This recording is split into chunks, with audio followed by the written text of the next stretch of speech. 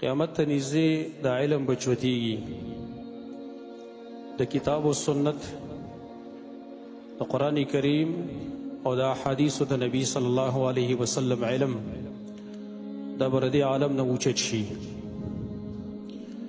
جهالت هغه به سوا شي او د هغه جهالت په نتیجه کې بیا و فسادونه او نقصانات هم ډېر پیدا شي، لکه وروسته دا بیا بیان کوو خپل ځای کې. علم د یوه رڼا ده چې علم چا سره نه دی په تیارو کې پروت وي. کله چې تیاری او رڼا د انسان سره نه وي، دته مختلف حوادث مخې ته راتلی شي. دی د دیوال سره هم جنګېدلی شي، دی د ونې سره هم جنګېدلی شي، دی کندې ته هم غورځېدلی شي، د تخپه هم ټکېدلی شي او دی مار او لړم هم چیچلی شي. او چې کله سړي سره رڼا ورسره وي، د دې ټولو مشکلاتو نه پکې سړی بچ کېږي او خپل منزل مقصود ته سړی رسیږي. علم صفت د الله دی، که علم ښه شی نه وی الله به دا خپل صفت نه ګرځولی. علم صفت د انبیاء علیهم السلام دی، که علم ښه شی نه وی الله به انبیاء علیهم السلام ته علم نه ورکولی.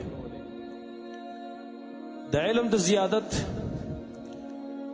د هغې د سوال کولو ترغیب الله خپل نبي ته ورکړی. وقل ربي زدني علما، اے نبی وایه چې زما علم زیاد که یا الله، ای زما رب زما علم زیاد که. نبی صلی الله علیه وسلم ته الله د بل هیڅ شي د زیادت امر نه دی کړی چې ته د هغې د زیاتوالي سوال وکړه سوا د علم نه.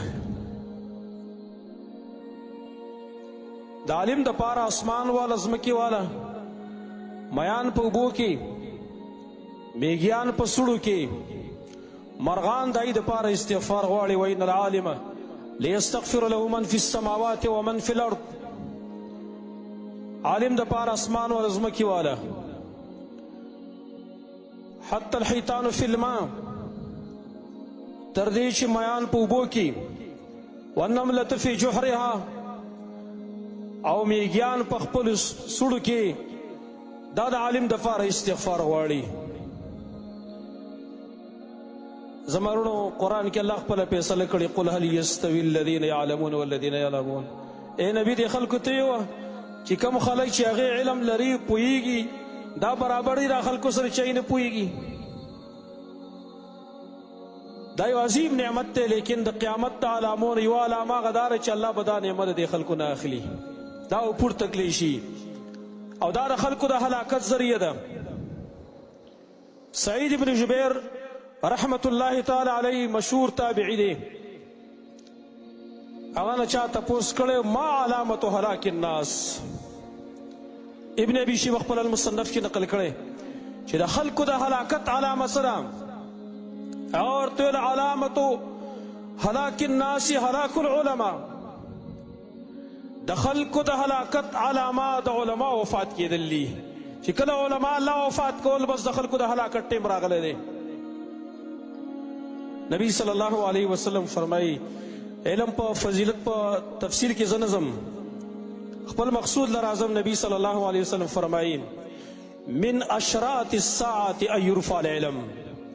د قیامت د علامونه علامه دا ده چې علم په پورته کړی شي. ویثبت الجهل، ناپوهي او جهالت په مضبوط پاتې شي، کلک په پاتې شي، ثابت په پاتې شي. د حدیث بخاري د مسلم روایت د بخاري کې بیا داسې الفاظ هم راغلي دي، ان بین یدی الساعة لایاما، د قیامت د مخکې څه ورځې را روانې دي، ینزل فیها الجهل، چې په دقه ورځو کې به جهل هغه نازلېږي په خلکو کې، ویرفع العلم، او علم به د خلکو نه پورته کړی شي. اوس علم به الله نه د خلکو نه څنګه پورته کوي؟ علم الله داسې نه پورته کوي چې د خلکو د سینو نه یې والي. دا یې وضاحت هم په خپله په حدیث کې راغلی دی. امام بخاري او امام مسلم حدیث نقل کړی دی. نبی صلی الله علیه وسلم فرمایي ان الله لا يقبض العلم انتزاعا ينتزعه من العباد ولكن يقبض العلم بقبض العلماء حتى اذا لم يبق عالما اتخذ الناس رؤوسا جهالا فسئلوا فافتوا بغیر علم فضلوا واضلوا. یقینا الله رب العالمین علم د خلکو د سینونو نه اخلي، د خلکو نه یې ډایرک علم نه اخلي، ولکن یقبض العلم بقبض العلماء. لیکن الله چې علم قبضه کوي او پورته کوي د دې عالم نه، دا د علماو په وفات کېدلو باندې د دې عالم نه به پورته کېږي دا علم. حتی اذا لم یبق عالما، تر دې چې کله یو عالم د ځمکې په سر باندې پرې نه دي. اتخذ الناس رؤوسا جهالا، خلق په خپل مشران د دین جهال ناپوهه خلق په خپل مشران وګرځي، مفتیان په خپل جاهلان خلق وګرځي. فسئلوا، د هغې نه به د مسایلو تپوس کېدلی شي، کم چې دیني مسایل پای کې به مرجع جهال خلق وي. فافتوا بغیر علم، دغه جهال مفتیان هغوی به بغیر د علم نه فتوی ورکوي، نه به د کتاب نه دلیلي، نه به د سنت نه دلیلي، نه د قرآن آیات پی، نه به د نبي حدیث وي. فضلوا واضلوا، پخپله هم ګمراه نور خلک یې ګمراه کړه، پخپله ځکه ګمراه دی غلط ترجماني وکړه، د الله او د رسول غلطه ترجماني وکړه، بل خلک یې ګمراه په دې وجه باندې کړه چې غلطه لارې ورته وښودله. دا د قیامت د علامونو یوه علامه. لہذا کم مفتیان کم علما چې فتوا ورکوي هغوی دا حدیث ښه په غور سره واوري. چېرته په دې حدیث کې را نه شو، تپوس نه کېږي د مسلې. ګوره الاول د کتاب و سنت، د قرآن او د سنت دلیل ګوره. په پټو سترګو باندې خلکو ته جواب مه ورکوه چې یجوز او لا یجوزو. پلاني فتوا کې لیکلي د اردو فتوا را چې جایز ہے او ناجایز ہے، دا فتوی مه ورکوه. ته ترجمان د کتاب او د سنت، د قرآن او د سنت خلکو ته ترجماني کې، صحیح لار خلکو ته ښیوه، تحقیق کوه، ځان ستړی که ځان خولي وباسه نو خلکو ته صحیح مسله بیان که. داسې نه چې بیا په دې حدیث کې چېرته را نشي فافتوا بغیر علم فضلوا واضلوا، پخپل هم ګمراه نور خلک هم ګمراه. او تعجب هم دا دی نن خلک د دې مسلو باره کې احتیاط نه کوي. کله چې دی خپل د مرض علاج کوي، د مرض بیمار دی، دی د اعلی سپیشلیسٹ پروفیسر دایي تپوس کوي، کم سړی په دې مرض باندې ډېر پوهه دی، ډېر ماهر دی، هغې ته ځي عام کس ته نه ورځي. لیکن چې کله د دین مسله راځي نو بیا د هر شاخۍ تاخۍ نه تپوسي، هر چا نه به یې تپوس کوي. او ځنې پکې لا دام وایي ځنې مولیان یارجي تپوس پکې، خو دا به نه چې دا ولې دا کم آیات کې راغلي، کم حدیث کې راغلي، دا په دې قارېږي. وایي دلیل به نه تپوسي، چې دلیل زه ستانه نه تپوسم نو زما او ستا فرق پې څه شی دی. زه خو په دلیل نه پوهېږم، دلیل به راته تخی چې زه په دلیل پوهېدی نو بیا تا نه تپوس څه نه کوم. دا د جایز او ناجایز فتوا خو زه هم لګولی شم. دا د علم د پورته کېدو یو غټه علامه ده چې نن سبا کې هم تاسو ګورئ مفتیان صاحبان ډېر شوي دي، جواز او د عدم جواز فتوی ډېرې په اسانۍ باندې ورکوي. امام زهبي خپل دور کې ویلي وو، حالانکه امام زهبي هغه د پنځمې شپږمې صدۍ عالم دی، د شیخ الاسلام ابن تیمیه رحمه الله د هغې شاګرد، مورخ اسلام، محدث اعظم، امام الجرح والتعدیل. هغه فرمایلی دي تذکرة الحفاظ کې، هغه دې حدیث تشریح کوي، هغې وایي وما اوتو من العلم الا قلیلا. د خپل دور د علماو تذکره کوي، د یو طایفې او د یو جماعت تذکره کوي د علماو خپل دور کې پنځمه شپږمه اومه صدۍ کې. هغه څه وایي وما اوتو من العلم الا قلیلا، دې علماو ته معمولي غوندې علم ورکړی شوی دی. واما اليوم، وی هر چې نن ورځ ده وی امام زهبي خپل وی فما بقي من العلوم القليلة الا القليل، نو د علومنا د علم شرعي نه لږ غوندې پاتې شوی دی. فی اناس قلیل، په لږو خلکو کې پاتې شوی دی. ما قل من یعمل منهم بذلك القلیل، او ډېر کم خلک دی چې په دغه لږ علم باندې عمل کوي. هغوی فحسبنا الله ونعم الوکیل.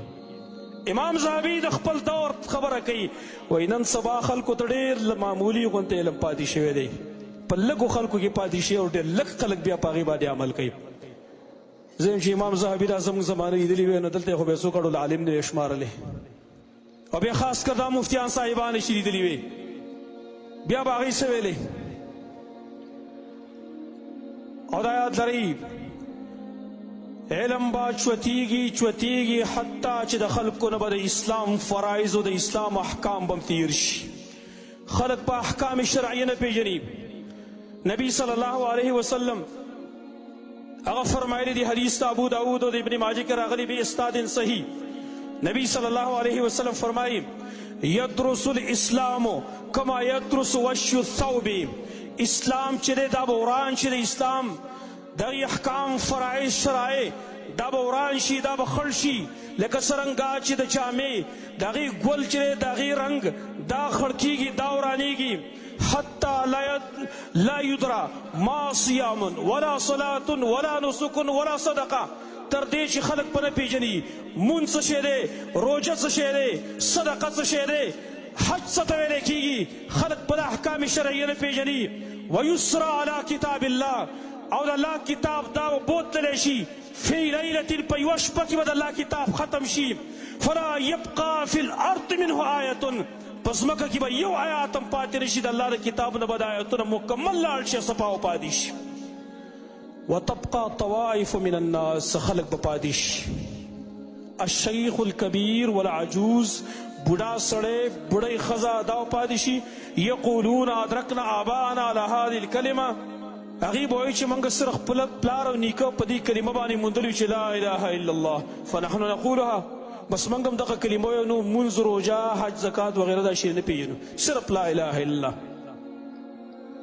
دا د علم ختمېدل، صرف کلمه به خلک پېژني، نور مونځ روژه حج زکات دا به تیر شي. رفته رفته دا د خلکو نه هېر کېږي، اوس احکام شرعیه د خلکو نه هېر کېږي، څوک یې تپوس هم نه کوي. او دارنګې د قرآن اوچتېدل، قرآن به اوچت شي. عبدالله ابن مسعود رضی الله عنه هغه فرمایلی و، عبدالله ابن مسعود رضی الله عنه روایت امام طبرانی المعجم الکبیر کې نقل کړی دی. امام حیثمی ویلی دی رجال و رجال الصحیح، هغه فرمایي لینزعن القرآن من بین اظهرکم، قرآن به ستاسو د مین نه پورته کړی شي. یسر علیه لیل، په هغه باندې به یوه شپه راشي. فیذهب من اجواف الرجال، د خلکو د سینو نه به الله علم پورته کړي، د خلکو د سینو نه پورته شي. فلا یبقى فی الارض منه شیء، یو شی به هم پاتې نه شي، د یو آیات به پاتې نه شي. دواړو حدیثونو نه به دا معلومه شوه، یوه شپه به داسې راشي چې د قرآن نه به د الفاظ پورته کړی شي، نو د هغې سره سره د کم قاریانو د کم علماو په سینو کې چې پروت و نو هغه به هم پورته کړی شي، خلک به هم دقه شان ناپویه پاتې شي. زما وروڼو مخکې د دې نه چې زموږ د سینو نه او زموږ د قرآن نه د الفاظ چوتېږي چې راځئ مخکې یاد کړو. نو علم پورته کېدل په دې وخت کې بس تقریبا آخري مرحلاتو کې دي، او مخکې ما تاسو ته ویلي وي که نه، دا علم ولې پورته کېږي؟ علما وفات کېږي، نور څوک علم نه زده کوي. ولې نه زده کوي؟ وجه دا ده چې نن علما اهل علم ای په معاشره کې ولیدلې خلک شمارېږي. لکه مخکې جمعه کې ما تاسو سره بیان کړی چې خلک وایي نن سیکولر خلک، بیکاره خلک، د خپل سیاست نه متاثره خلک، د خپل سیاسي پالټو د هغې دپاره د علماو بې قدري، چې یاره علما تړ کلاس خلک دی، علما ولیدلي خلک دی په معاشره کې، علما دغه خلک دي چې د هغې د رزق درک نه لګي، مدرسې ته خلک هغه بچي لیږي چې کوم خلک د هغې د رزق درک نه لیږي، کور کې بچو له روټۍ نشي ورکولی، مدرسې ته لیږي چې خپل رزق تباره کړي. نن علم په داسې مرتبه کې خلکو ته شو کېږي، علم سپکوالی خلکو ته ښودلی کېږي، علما لاندې خلک حسابېږي. ځکه نن خلک د علماو نه نفرت هم کوي، نن مدارسو نه خلک نفرت کوي، نن مدارسو ته خلک په سپک نظر باندې ګوري. نن علما خلک خپل مزدوران ګڼي، صرف خپله دغه امامتي به پې کومه، خپل مزدور کار به شماري هغه لره. نن علما ځکه خلکو ته سپک معلومیږي، نو مدرسې هم خوشې پرتې دي، مدرسو نه خلک وځي، مدرسو ته خلک نه راځي. سوال پکې خلکو ته چې راشئ د الله کتاب ویوئ، حدیث ویوئ، هېڅوک به نه راځي. لیکن سرکاري محکمې، سرکاري سکولونه، کالجونه، یونیورسټۍ، هلته به پیسې مړه ایڈمیشن فیس په ځان له ورکې، بیا به دغه فیس په ځان له ورکې، ماهانه فیس په ځان له ورکې، ډېر شی قصې قطارې په هغې پسې هر سړی د خپل جب نه ډکوي. لیکن یو زما الله کتاب، زما د نبي سنت، هغې لپاره څوک سوال هم ورته کوي دی ورنه ورځي، سوال به ورته کوي چې راشه قرآن ولوله، لیکن هغې ته څوک تیار